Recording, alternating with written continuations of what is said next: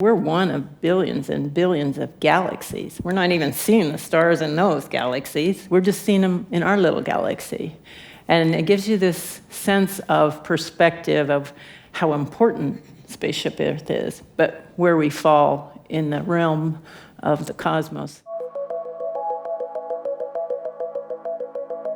So we both started our NASA careers as researchers, me as a planetary geologist working on NASA robotic missions around the solar system, and you were working on biochemistry and biomedical research. My dad worked for NASA, and I got inspired to become a planetary geologist when I saw Carl Sagan speak when I was 14 about searching for life on Mars. So that was my first real possibility of saying, wow, you can go have this career at NASA. What inspired you, growing up as a girl on a farm in Iowa, to follow that path and eventually make the turn from studying how spaceflight impacts humans to seeing what that impact was like on yourself? Yeah, so as was mentioned in the video, I grew up in a really rural place. The closest town, Beaconsfield, had only 32 people in it, so we're talking really rural. So I grew up with a lot more hogs and cattle than I ever saw people.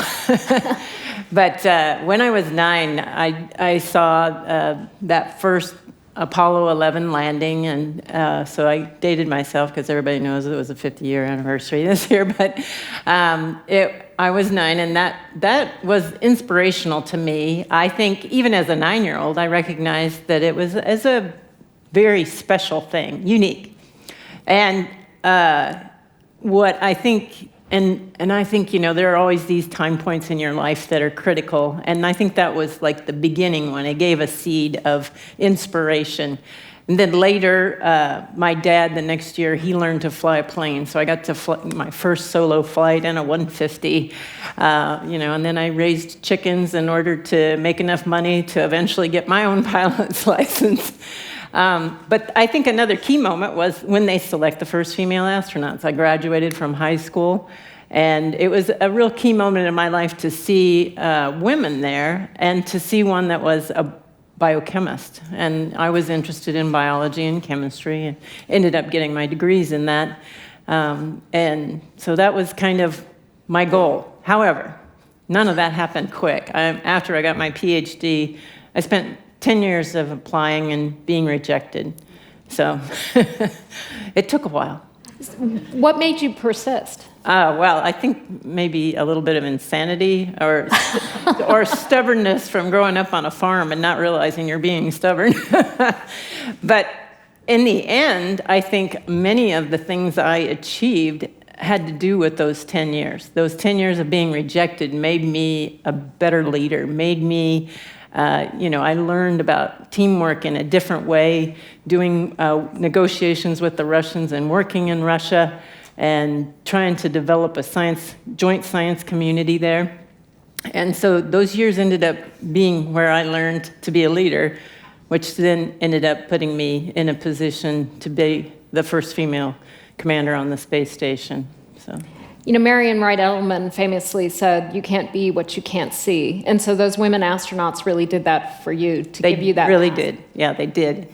And it made it seem possible. Luckily, I had no idea what the odds were against me. And it was actually on selection boards for other astronauts in later years did I realize how lucky I really was to have been selected. Next year we're going to mark 20 consecutive years of humans up on the International Space Station. And it's frustrating to me often when I would go across the country and talk to kids and say to kids in a high school, can you tell me how many people are up in space right now? And I would get answers from 0 to 100. And very rarely would I get the correct answer. It's normally, everybody knows, right? It's normally 6. Hopefully you all know that. You have the unique perspective of having spent more time on orbit than any other American. What have we learned from this long-duration habitation on the International Space Station, and how is that getting us ready for what's beyond, sending humans to the moon and onto Mars? Well, we've done a lot of really interesting things on board the space station, and everything from stem cells. I was growing stem cells, you can see looking over my shoulder there, and done a lot of human studies. I'm getting into a liquid nitrogen freezer here in the center.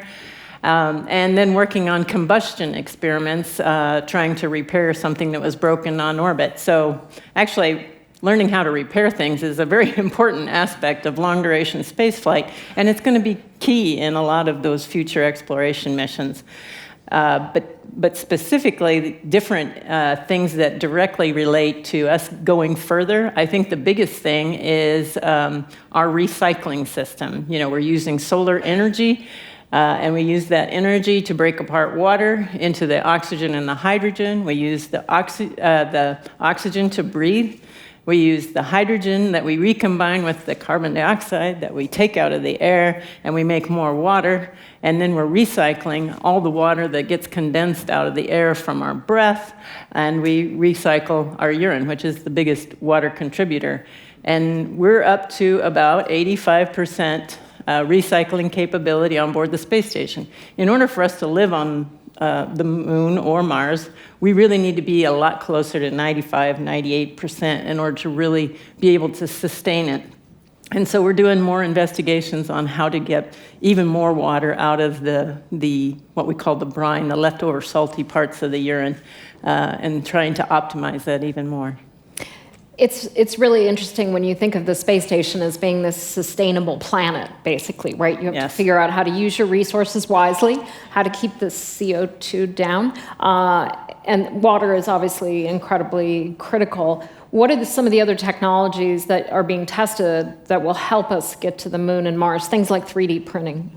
3D printing is a great one, and I imagine you guys have probably heard that one of the ideas is to take the regolith, the lunar surface or the Mars surface, and actually use those materials that are actually there and use that as the component that you build a structure from robotically, and potentially even remotely robotically build the structure so that the structure will be there and in place when the crew arrives. So those techniques are being done on board the space station all the time. I think all of those are contributing to getting us a little bit further. Obviously, bone density is one that we all care about very much, even here on Earth. If you have a grandmother, she might be osteoporotic and losing 1% of her bone mass about every 10 months, 10 to 12 months. On orbit, we lose 1% of our bone mass every month if we don't work, exercise, or do something to proactively prevent that. And we do an exercise regime 2 hours a day, an hour of what we call resistance exercise, which is like lifting weights. We don't have weight up there, so you have to have resistance to work against. But the other thing that we're doing is animal studies, testing out new drugs that will hopefully improve or prevent bone loss. And those could apply here. Those new drugs they're testing up there could apply here on Earth. And it's a great model to test it in space because that bone remodeling process is so impacted by that zero gravity. Now, in terms of getting to the moon and Mars, radiation is obviously one of the biggest issues because you're getting not only radiation from the sun, but from galactic cosmic rays, and you have to actually try to find a way to protect humans against both of that kind of radiation. Is that something that you think we're going to overcome, or do you think it's a showstopper? Oh, I certainly hope we overcome it. I know we can, if we have water capability to take with us and the capability to launch water, we can use water as a protectant. But they're also looking at new fabrics. Some nanotube fabrics I know are being investigated to potentially be something that could be used as a radio protective clothing. So I think we really need to look at a lot of new technologies so that we can really take on that challenge, because radiation really is a big problem. In low Earth orbit, we're protected by the magnetosphere. So we're 250 miles up on the International Space Station, and the magnetic fields around Earth actually still protect us. We're much higher levels of radiation up there than we are here on Earth. But it's still not nearly as high, even as like the guys that went to the lunar surface were exposed to in that short period of time that they were out. I think it's also a really interesting area of medical research because to some extent, radiation breaks DNA. So the idea of how do we all become better DNA repairers? Yeah. And the research that's being done in the ISS now has huge applications back to the Earth. You are among the elite of the rare few who have traveled into space. How soon do you think we're going to get to the point where space travel is common, where it's democratized, so anyone can go to space? And what do you think that'll mean for more people to have that experience, and how do you think it's actually going to happen? Well, I think the biggest thing that being in space gives you is perspective on our planet.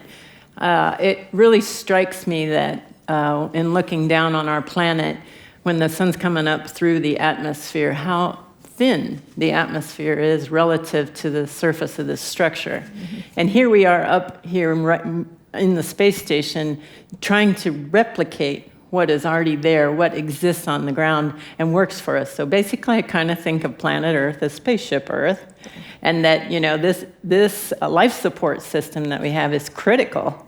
And it's just, from that perspective, you get a sense of how critical it is, because you see how thin it is and delicate.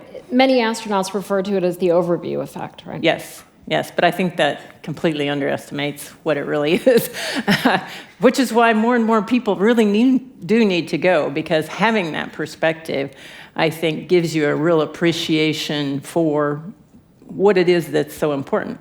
But what's really interesting is looking the other direction and seeing all the stars behind you.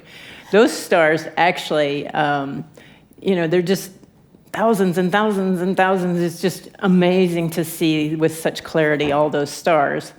And then realize, that we're one of billions and billions of galaxies. We're not even seeing the stars in those galaxies. We're just seeing them in our little galaxy. And it gives you this sense of perspective of how important spaceship Earth is, but where we fall in the realm of the cosmos seems kind of small. Yeah. Do you think we'll get to this point where space tourism is a reality? I think space tourism is going to be a reality. I think initially it's going to be, kind of a playground for the rich, because I think it's still, it's going to take a lot of money. It's not easy to go into space. There's going to be some inherent risk going into space, but people are going to do it. And once they see it, they're going to want to go again. So it's just amazing. For different astronauts I've talked to, some astronauts are like, yeah, it was great, but now I'm back here on the Earth. But when you and I talk, you seem to never have gotten tired of being up in space and having that perspective of looking down on the Earth, looking outward. I didn't get tired of it. And, I think I'm lucky in that regard, because I think in low Earth orbit, we have a huge advantage. I could call my husband, my family, friends, and it's ideal because I can call out and they can't call me. So I could do it on my own schedule and all that. So it was great. But, I never felt disconnected. But I think going even to the moon, to Mars especially, even with a 20-minute delay for communications, unless we develop some new communication techniques, 20 minutes to get back, you're not ever going to have a real-time conversation with people at that point. It's only going to be the people that you're with that you have real-time conversations. And so that's going to change, I think, your sense of aloneness as we travel further and further away. But I still think it would so be worth it, and you can sign me up right now. So you would go to Mars, despite this, as Peggy said, one of the big issues people don't think about is if you're entering Mars orbit and you have a problem and you say, Houston, we have a problem, 40 minutes later you hear what? Actually, this is another technology we need to start relying on is artificial intelligence, because you're going to need something to actually assist the astronauts. Yes. Because the ground control won't be there anymore. Right. So I think artificial intelligence is going to be one of those very necessary things to take forward as we do further exploration. We're going to need that kind of help because we're going to have to be a lot more autonomous than we are right now.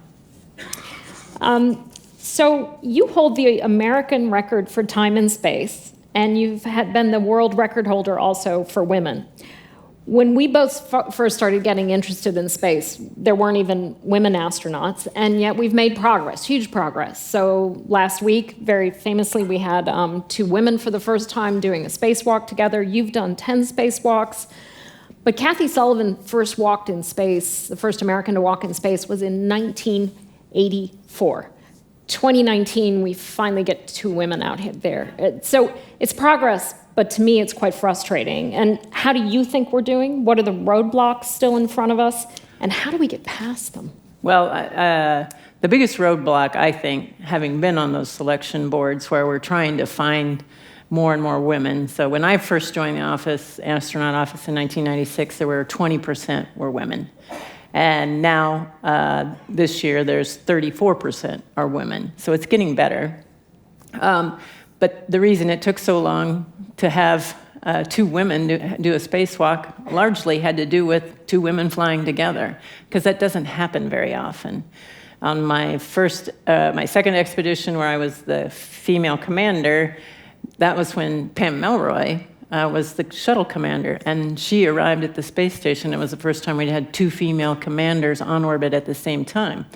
And the press made a big deal of it, and I loved it not because of the attention, but because it was a coincidence. It was nothing planned. Her flight was supposed to launch before I was ever going to be there, and it just happened to be a coincidence. And to me, that made it more special, because this is just going to happen in the future. We just have to keep plugging our way. But the thing that we need to do is to promote our young women in school, and being a nerd is cool. It really is. And we need them to understand it really is cool, and stay and stick with the science fields, because studies show they're interested and then they leave it later on. And so we need to really promote and support that science interest in our young women. And I think that representation thing is really important. For example, I mean, it's great that we've had so many women at this point walk in space, but we still have yet to have an African-American woman astronaut ever walk in space. So we still have a ways to go. And so to me, it's that, how do you ignite that spark in a girl, but then how do you keep her interested? How do you keep her on the path? Yeah, I don't have a good solution for that, but I think it's really important to go out and show our young people, show our young ladies what's available, what their options are, and really try and promote that they go for their passion, and let them know that it is okay that they can be a scientist, even if, maybe their other girlfriends think makeup's more important. We've got to help promote the fact that science is cool for girls too. Because when you were out doing your spacewalks, helping to repair the necessary work, as we said, the space station's now 20 years old. It's kind of like a house that's got a lot of repair needs. So that's what the astronauts are mostly doing on spacewalks, is actually doing maintenance work on the International Space Station. You were just getting the job done. It didn't matter what. No, it didn't matter. I never looked at it as being a woman doing this job. I was just doing the job that was required. And when we go back to the moon, that I don't like how they phrased that we're going to put a woman there. It kind of sounds like we have to have somebody put us there, as opposed to actually having women that actually are well qualified. And we do. We have lots of women who are well qualified, and we were going to be there. And I find it just a tad bit insulting that we're putting a woman there. Yes, we're not putting a woman anywhere. But the thing I love right now is that we estimate that the first woman to walk on Mars is actually alive right now. And that's really inspiring to me. Yeah. So tell all your young ladies out there, promote it, push it. We need more nerds. Exactly. Female nerds. Exactly. Now, when you're up there, and I've heard this from other astronauts, we've been talking about getting the job done, repairing the station, doing cool and critical research, but you guys manage to have just a little bit of fun up there, don't you? Oh, we do a lot of astronaut tricks. For Christmas, I had Jell-O made up in the special pouches so that we'd have something extra special to celebrate. So, but food tricks is one of our better things. Well, thank you so much, Peggy, for everything today. Really appreciate it. Appreciate you being here. Thank you. Thank you.